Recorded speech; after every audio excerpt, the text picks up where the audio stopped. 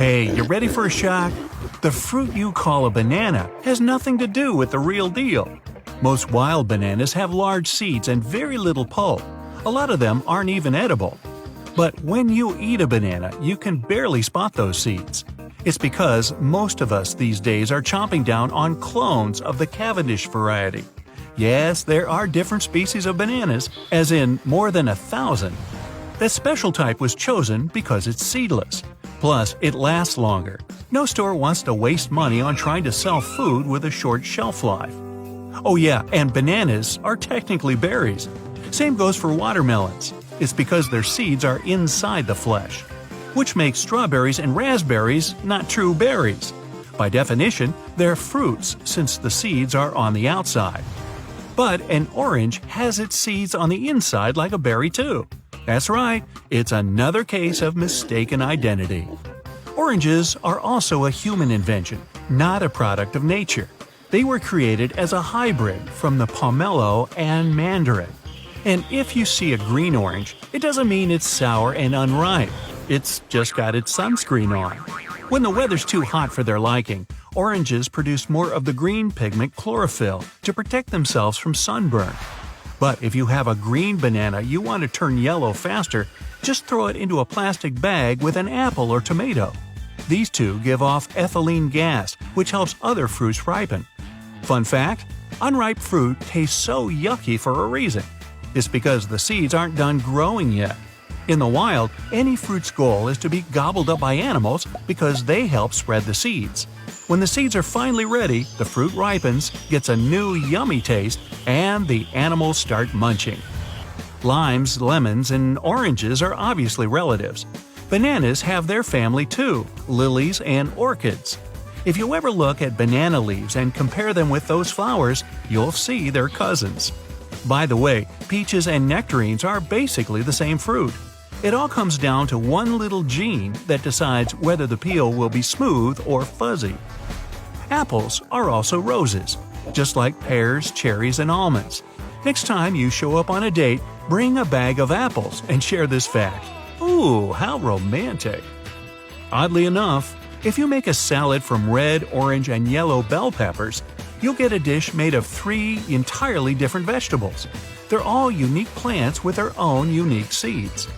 You see a banana, you think of a warm, tropical climate. But they can easily grow in Iceland. It's the world's most northern producer of the fruit, berry. Funny thing about Iceland, they grow a lot of tropical fruits up there. The cold country pulls it off thanks to the geothermal underground heat. That's the same thing powering their epic volcanoes and geysers. Sorry, but calorie-negative veggies are a myth. Some people claim that your body uses more energies to break down, say, lettuce and celery than those foods give. They're still extremely low-cal, about 5 to 10 calories a serving, but your body only burns half a calorie to digest them.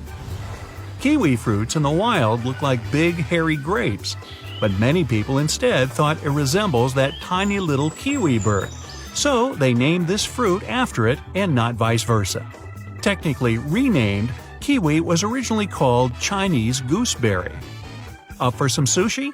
If you grabbed wasabi at the grocery store, there's a 99% chance you didn't get the real thing. True wasabi is hard to make, so it's usually replaced with horseradish, some extra flavorings, and colorants, like green. The ketchup we eat today has nothing to do with the original recipe. The origins go back to the 17th century when the Chinese made a sauce out of pickled fish and spices. Later, the British version featured mushrooms, shallots, and even walnuts. The word ketchup changed its name and was used for any dark-colored sauce. The first carrots were completely different too. The carrot we're used to is thick and orange. They used to be thin and purple. Carrots are tougher than any other vegetable. It's because they can survive a winter in the ground and not wither. Also, if you thought baby carrots are a totally different sort, not true.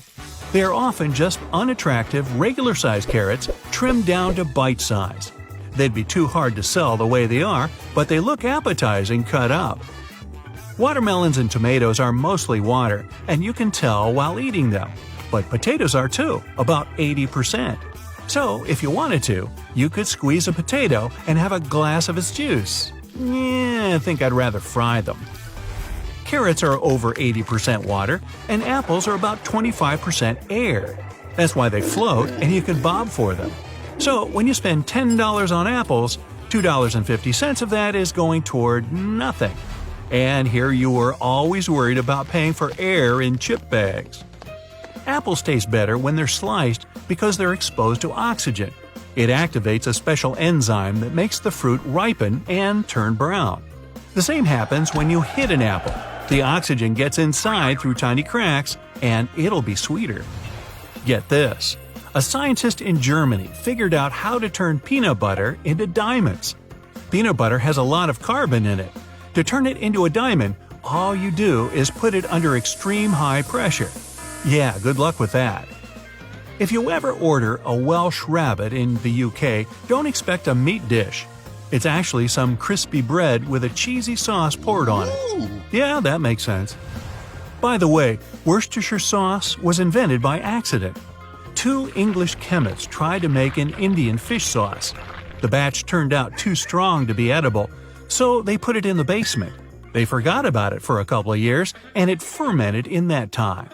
When they remembered about it, they thought, hey, why not give it a try?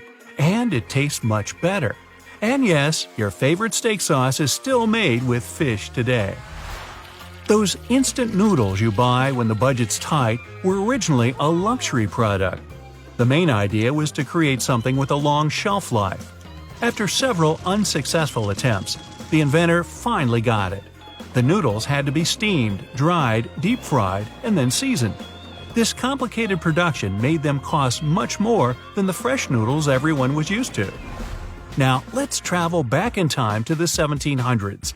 As the story goes, a man named John Montague really liked card games, as in, he couldn't even be bothered to take a break for lunch.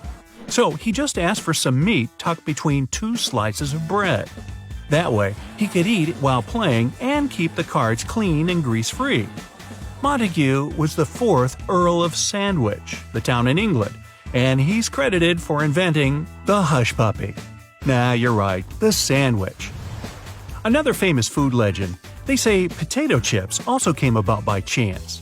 In 1853, a customer was dining at a restaurant where French fries were one of the specials. This guest wasn't satisfied with those fries and complained they were too thick. When the chef cooked thinner fries, the picky customer complained yet again. The chef got so annoyed that he just cut a potato into paper-thin slices and deep-fried them.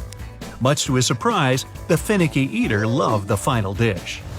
And cheese puffs started out as trash.